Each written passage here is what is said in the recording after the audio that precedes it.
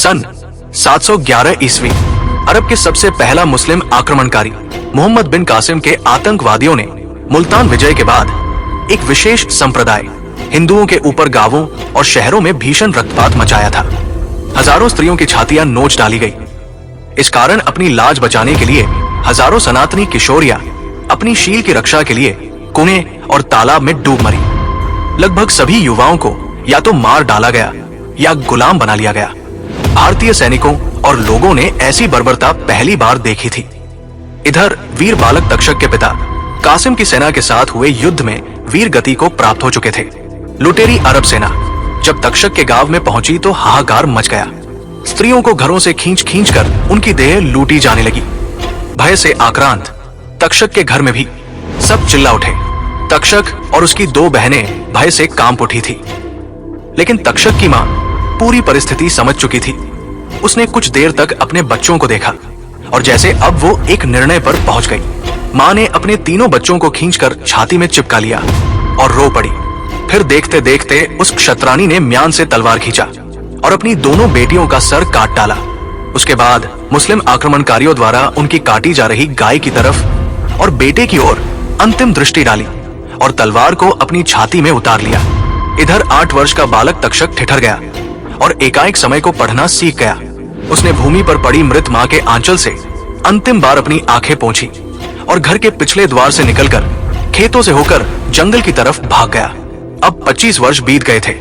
अब वो बालक 32 वर्ष का पुरुष होकर कन्नौज के प्रतापी शासक नागभट्ट द्वितीय का मुख्य अंगरक्षक था। वर्षों से किसी ने उसके चेहरे पर भावना का कोई चिन्ह नहीं देखा था। वो न कभी खुश होता था और ना ही कभी दुखी। उसकी आंखें सदैव प्रतिशोध की वजह से अंगारे की तरह लाल रहती थी। उसके पराक्रम के किस्से पूरी सेना में सुने और सुनाए जाते थे। अपनी तलवार के एक वार से ही हाथी को भी मार डालने वाला तक्षक सैनिकों के लिए एक आदर्श था। कन्नौज नरेश नागभट्ट अपने अतुल्य पराक्रम से अरबों के सफल प्रतिरोध के लिए ख्यात थे। सिंध पर शासन कर रहे अरब कई बार कन्नौज पर आक्रमण कर चुके थे, पर हर बार योद्धा राजपूत उन्हें खदेड़ देते थे। युद्ध के सनातन नियमों का पालन करते हुए सम्राट नागभट्ट कभी उनका पीछा नहीं करते, जिसके कारण मुस्लिम शासक आदत से मजबूर और बार बार मजबूत होकर पुनः आक्रमण करते थे। और ऐसा 15 वर्षों से हो रहा था। इस बार फिर से सभा बैठी थी। अरब के खलीफा से सहयोग लेकर कासिम की विशाल सेना कन्नौज पर आक्रमण के लिए प्रस्थान कर चुकी है और संभवतः 2 से 3 दिन के अंदर ये सेना कन्नौज की सीमा पर होगी। इसी संबंध में रणनीति बनाने के लिए महाराज नागभट्ट ने ये सभा बैठाई थी। सारे सेनाध्यक्ष अपनी अपनी राय दे रहे थे। तभी अंगरक्षक तक्षक उठ खड़ा हुआ और बोला, महाराज, हमें इस बार दुश्मन को उसी की शैली में उत्तर देना होगा। महाराज ने ध्यान से देखा और बोले, अपनी बात तुम खुलकर कहो तक्षक, हम कुछ समझ नहीं पा रहे। तक्षक बोला, महाराज, अरब सैनिक महाबर्बर हैं। उनके साथ सनातन नियमों के अनुरूप युद्ध करके हम अपनी प्रजा के साथ घात ही करेंगे। उनको उन्हीं की शैली में हराना होगा। महाराज के माथे पर लकीरें उभर आई और बोले, किंतु हम धर्म और मर्यादा नहीं छोड़ सकते। तक्षक ने कहा, मर्यादा का निर्वाह उसके साथ किया जाता है जो मर्यादा का अर्थ समझते हो। ये बर्बर धर्मोन्मत्त राक्षस है महाराज। इनके लिए हत्या और बलात्कार ही धर्म है। सम्राट बोले, पर ये हमारा धर्म नहीं है वीर। तक्षक बोला, राजा का केवल एक ही धर्म होता है महाराज, और वो है प्रजा की रक्षा। देवल और मुल्तान का युद्ध याद करें। जब कासिम की सेना ने राजा दाहिर को पराजित करने के पश्चात प्रजा पर कितना अत्याचार किया था। ईश्वर न करे यदि हम पराजित हुए तो बर्बर अत्याचारी हमारी स्त्रियों, बच्चों और निरपराध प्रजा के साथ कैसा व्यवहार करेंगे, और ये आप भली भांति जानते हैं महाराज। सम्राट नागभट्ट ने एक बार पूरी सभा की ओर निहारा। सबका मौन तक्षक के तर्कों से सहमत दिख रहा था।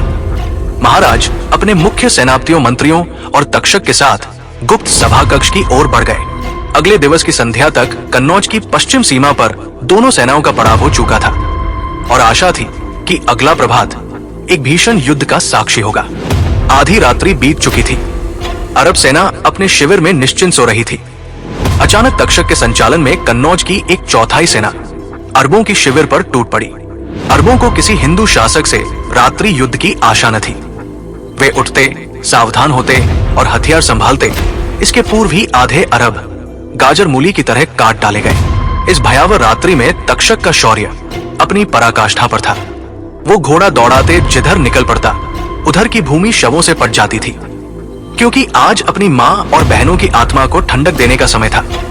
सुबह की प्रथम किरण से पूर्व ही अरबों की 2/3 सेना मारी जा चुकी थी। सुबह होते ही बची सेना पीछे भागी, किंतु आश्चर्य, महाराज नागभट्ट अपनी शेष सेना के साथ उधर तैयार खड़े थे और दोपहर होते होते समूची अरब सेना काट डाली गई। अपनी बर्बरता के बल पर विश्व विजय का स्वप्न देखने वाले आतंकियों को पहली बार किसी ने ऐसा उत्तर दिया था।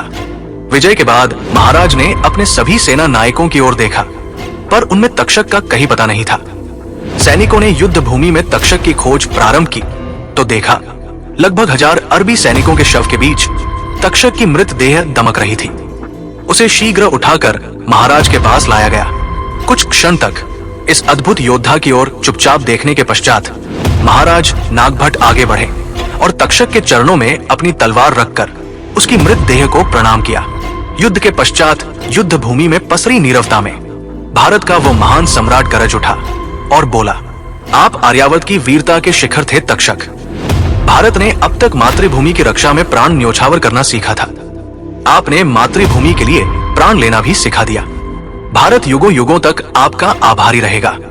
इतिहास साक्षी है, इस युद्ध के बाद अगले 3 शताब्दियों तक अरबों की ये भारत की तरफ आंख उठाकर देखने की हिम्मत नहीं हुई। तक्षक ने सिखाया कि मातृभूमि की रक्षा के लिए प्राण दिए ही नहीं, लिए भी जाते हैं। साथ ही ये भी सिखाया कि दुष्ट सिर्फ दुष्टता की ही भाषा जानता है, इसलिए उसके दुष्टतापूर्ण कुकृत्यों का प्रत्युत्तर उसे उसकी ही भाषा में देना चाहिए, अन्यथा वो आपको कमजोर ही समझता रहेगा। धन्यवाद।